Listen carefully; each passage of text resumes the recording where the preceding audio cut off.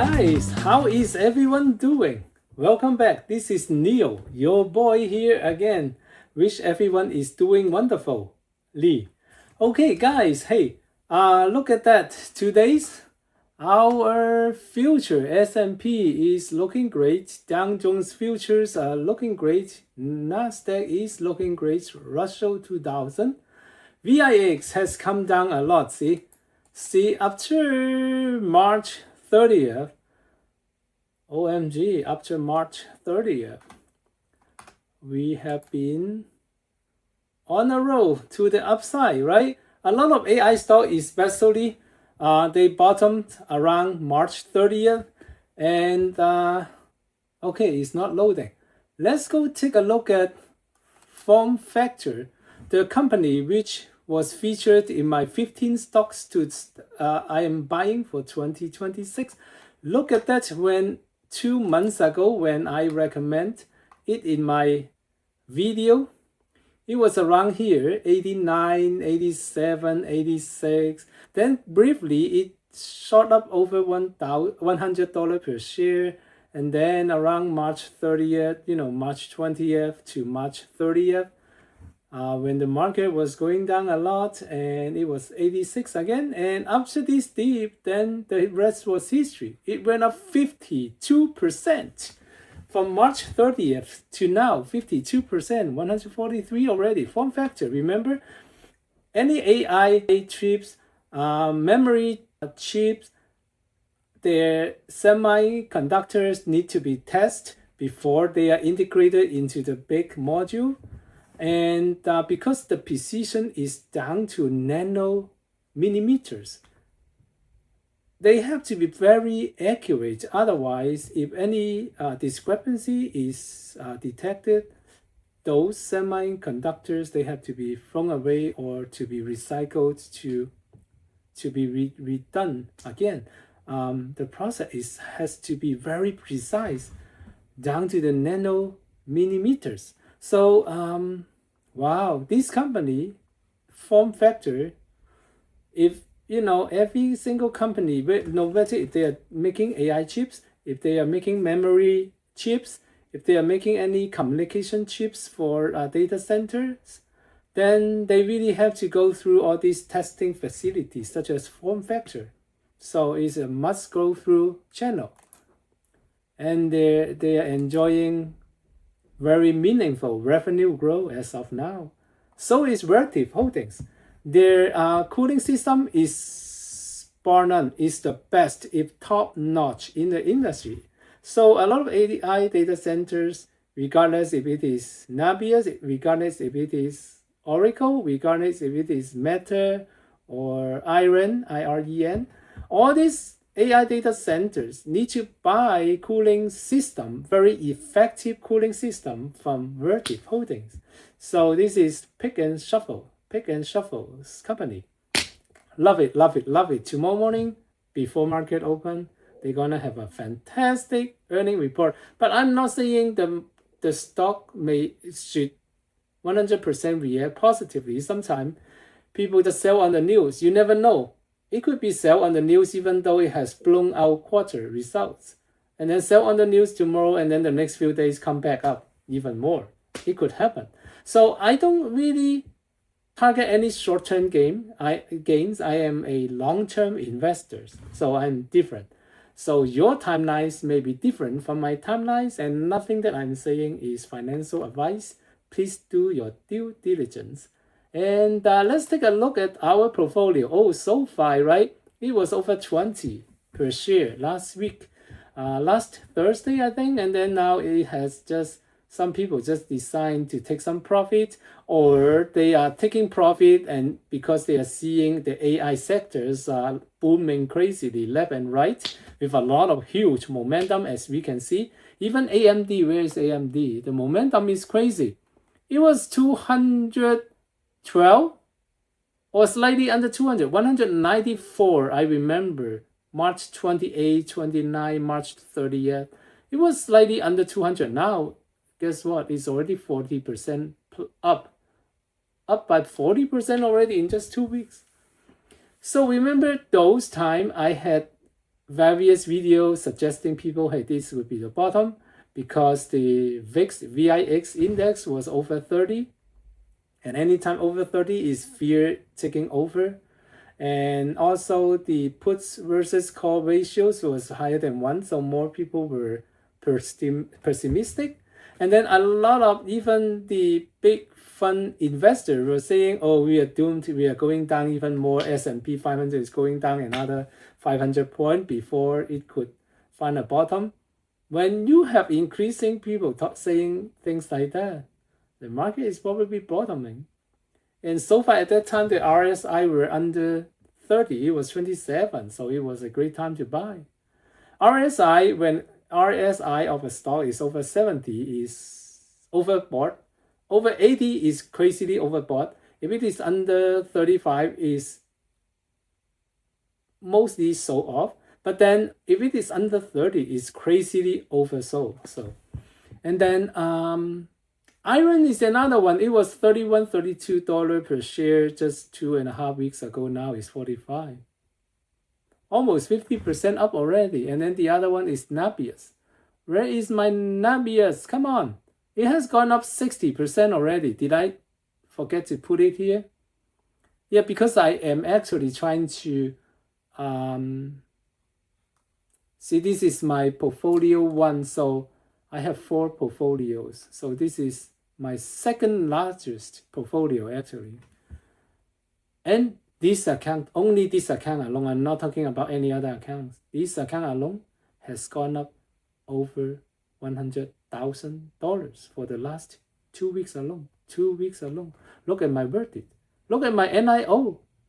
And actually it was almost $7, and now it just some people decide to take profits, such as SoFi. Well, the short seller reports really does have some effects on SoFi. Much of I have experienced it many times before when AppLovin also have short seller attack, Palantir, Tesla, Amazon, multiple attacks by short sellers, Netflix, even Apple. Some short sellers would want to say something. So I have experienced many times of short seller attacking the company that I love and own their share of. And I'm not scared actually. Every time after they attack, they do not continue with their short position. That is an indication that, oh, they know their trick is not working. Then they were ending their short positions, and the market will eventually come to realize, how come that short seller has been so quiet for these many weeks and many months?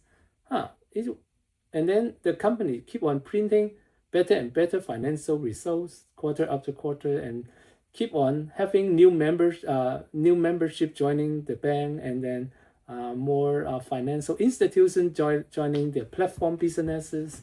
So it tells you something by not saying, but by the way how management focus on what they do best, which is to manage their day-to-day operation and expansion of their business, right? And it shows on their financial statements. So they don't have to really say something back towards the short sellers. No, they don't have to. All they have to do is just continue to do what they do best, which is to take care of the business and expand it more and show it off via their financial statements. And I believe so far in 8 days, April 29, they will be showing us a very nice financial statement. Okay. Lululemon is still needing sometimes for the recovery. Okay, so in the China markets, they are seeing year-over-year sales growth of 30%, which is great. Which actually is about the same year-over-year growth for Vertiv. Vertiv is a crazy one, and how come it's not responding to me? Vertiv, right? Look at that. Vertiv is set to report Q1 earnings with high expectations, projecting 30% revenue growth only and 60% higher earnings year over year. That is in the same line of SoFi. But SoFi revenue growth is even crazier, it's 37%. 2025 versus 2024, so far it was 37%. And then the earning increase for SoFi is actually more than 100%, is 160%. Adjusted EPS, I don't even look at GAAP EPS. GAAP EPS is EBITDA. I don't take into, whatever they earn is whatever they earn. I don't even want to take into account tax that they need to pay, amortization, depreciation, blah, blah, blah. No, whatever, how much they earn is how much they earn exactly. So the EPS say everything. So 160% increase in earning per share for SoFi year over year, and for the full year that we are talking about, versus Vertiv is only 60%. And Vertiv see this such a huge momentum because it is in the middle of the AI craze. OMG, imagine if there is the what did they call it? What did they call it? From one industry to another, the fund will move from one high flying industry to another high flying industry to the next high flying industry. A rotation, rotation of the investment funds, right? The smart money, which is sometimes also known as dumb money. After they rotate out of AI, right? After these few months of crazy momentum, they can rotate back to financials. And then the SoFi will be kind of looking like this, like crazy. And look at form factor. Look at form factor for the last year, right? Here is 42. OMG is 142. Oh, 200%, yeah. And then here is it was 64. Now it's my 400% plus. Oh my. Wow, Vertiv is crazy. 400% plus. Oh my, Vertiv. Wow. Hey, when I had the when I bought it, it was 177 at first, and then my second batch were 233. So when I let you guys know in the video, it already shot up to 239. I remember it was kind of late. I bought it and I thought I could wait to make my video, but no, it just keep on shooting up, even though during the war time, and still the momentum was so crazy. See, that's what I've been saying. We as investors, we should focus on the fundamental and focus on where the big monies are going, which industry are being the biggest beneficiary. So we should keep our focus on what matters, not our focus on the mumbo jumbo headlines. They can talk a lot of stuff, and a lot of analysts also add their own feelings in what they want to say, and their prejudice or their viewpoint, which may not even be beneficial to our investment thesis. So don't focus too much on headline news. I'm more focused on fundamental of companies and where the big monies are going to. Boy, it is too late at night, 11 p.m., so I'm losing my voice. Okay, for the full year SoFi Technology. Oh, why are we here? I have something to tell you.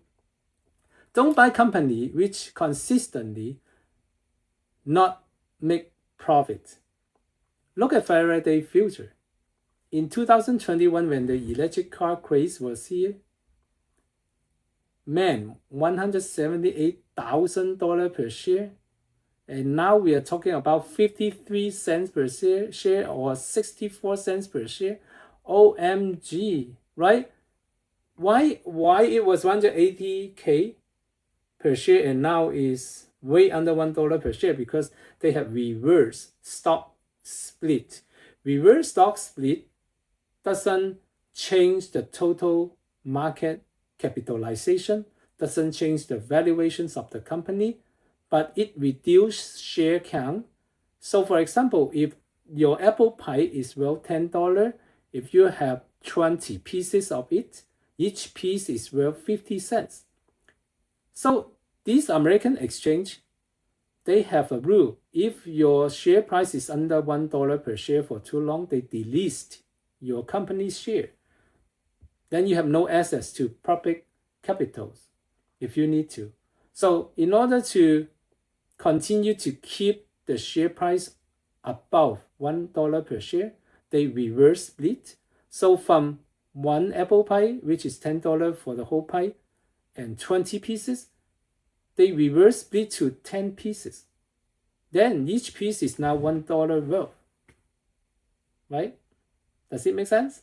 So the share counts decrease, but then per share value go up. This is the purpose, reverse stock split. But can they stay in the exchange? Probably not for too long, because right now they are also under $1 per share again. So there may be another reverse stock split coming up soon.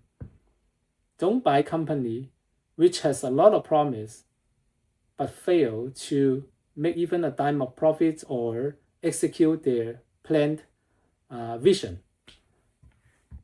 These also include companies which are already making profits. Imagine Tesla, you are buying it like this here, which is today 300 plus PE, price per earning. For each dollar of Tesla profit, you are willing to pay more than 300 times of that $1 of profit if you buy Tesla shares now, because their PE is over 300. It's over 300. So it could be like this for Tesla too, even if Tesla is making profits. What if their profit margin keep on dwindling? And in the future, even if they pivot to making robots, are you sure the robots will be competitive? Look at China. Did you not look at their marathon run? In my next video, I'm gonna feature that. Their marathon run, the first three robots that went through the finish line, three of the three, they broke world record for human fastest time for half marathon. Wow, crazy. Last year we are talking about those Chinese robots spend more than 2 hours to finish the half marathon. This year they did only 50 minutes and they already broke the Guinness World Record. 3 robots consecutively in one day. They all broke Guinness World Record for half marathon. Wow.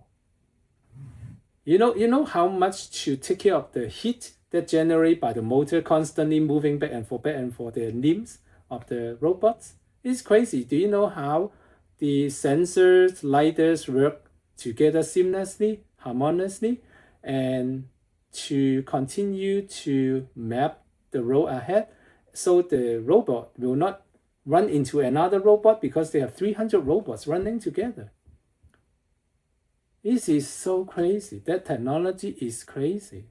Ask Boston Dynamics join the robotic marathon.